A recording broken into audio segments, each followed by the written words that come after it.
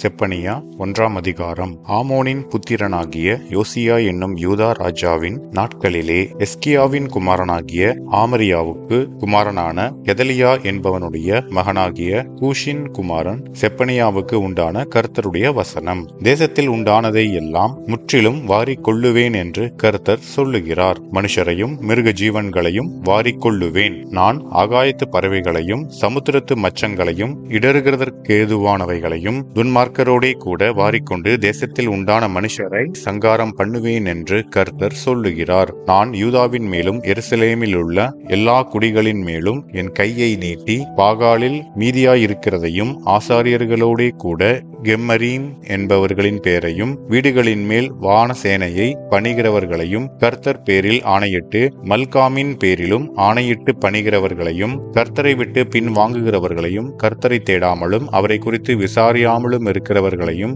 இவ்விடத்தில் இராதபடிக்கு சங்காரம் பண்ணுவேன். கர்த்தராகிய ஆண்டவருக்கு முன்பாக மௌனமாயிருங்கள். கர்த்தருடைய நாள் சமீபித்திருக்கிறது. கர்த்தர் ஒரு யாகத்தை ஆயத்தம் பண்ணி அதற்கு விருந்தாளிகளையும் அழைத்திருக்கிறார். கர்த்தருடைய யாகத்தின் நாளிலே நான் அதிபதிகளையும் ராஜகுமாரரையும் மறுதேசத்து வஸ்திரம் தரிக்கிற யாவரையும் தண்டிப்பேன். வாசற்படியை தாண்டி கொடுமையினாலும் வஞ்சகத்தினாலும் தங்கள் எஜமான்களின் வீடுகளை நிரப்புகிற யாவரையும் அந்நாளிலே தண்டிப்பேன். அந்நாளிலே மீன் வாசலில் இருந்து கூக்குரலின் சத்தமும் நகரத்தின் 2ஆம் பாகத்தில் இருந்து அலறுதலும் மேடுகளில் இருந்து மகா சங்காரத்தின் இரைச்சலும் உண்டாகுமென்று கர்த்தர் சொல்லுகிறார். மக்தேசின் குடிகளே அலறுங்கள். வர்த்தகர் எல்லாரும் சங்காரமானார்கள். காசுக்காரர் யாவரும் வெட்டுண்டு போனார்கள். அக்காலத்திலே நான் எருசலேமை விளக்கு கொளுத்தி சோதித்து வண்டல் போல குழம்பி இருக்கிறவர்களும் கர்த்தர் நன்மை செய்வதும் இல்லை தீமை செய்வதும் இல்லை என்று தங்கள் இருதயத்தில் சொல்லுகிறவர்களுமான மனுஷரை தண்டிப்பேன்.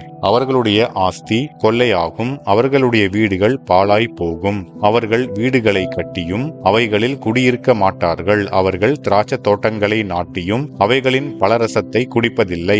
கர்த்தருடைய பெரிய நாள் சமீபித்திருக்கிறது. அது கிட்டி சேர்ந்து மிகவும் தீவிரித்து வருகிறது. கர்த்தருடைய நாள் என்கிற சத்தத்துக்கு பராக்கிரமசாலி முதலாய் அங்கே மனங்கசந்து அலறுவான். அந்த நாள் உக்கிரத்தின் நாள். அது இக்கட்டும் இடுக்கமுமான நாள். அது அழிவும் பால் கடிப்புமான நாள். அது இருளும் அந்தகாரமுமான நாள். அது மப்பும் மந்தாரமுமான நாள். அது அரணிப்பான நகரங்களுக்கும் உயரமான கொத்தளங்களுக்கும் விரோதமாக எக்காலம் ஊதுகிறதும் ஆர்ப்பரிக்கிறதுமான நாள். மனுஷர் கர்த்தருக்கு விரோதமாய் பாவஞ்செய்தபடியால் அவர்கள் குருடரை போல் நடக்கும்படி நான் அவர்களை வருத்தப்படுத்துவேன். அவர்கள் இரத்தம் புழுதியைப் போல் சொரியப்படும். அவர்கள் மாம்சம் எருவை போல் கிடக்கும். கர்த்தருடைய உக்கிரத்தின் நாளிலே அவர்கள் வெள்ளியும் அவர்கள் பொன்னும் அவர்களை தப்புவிக்க மாட்டாது. அவருடைய எரிச்சலின் அக்கினியினால் தேசமெல்லாம் அழியும். தேசத்தின் குடிகளை எல்லாம் சடுதியாய் நிர்மூலம் பண்ணுவார் என்பதே.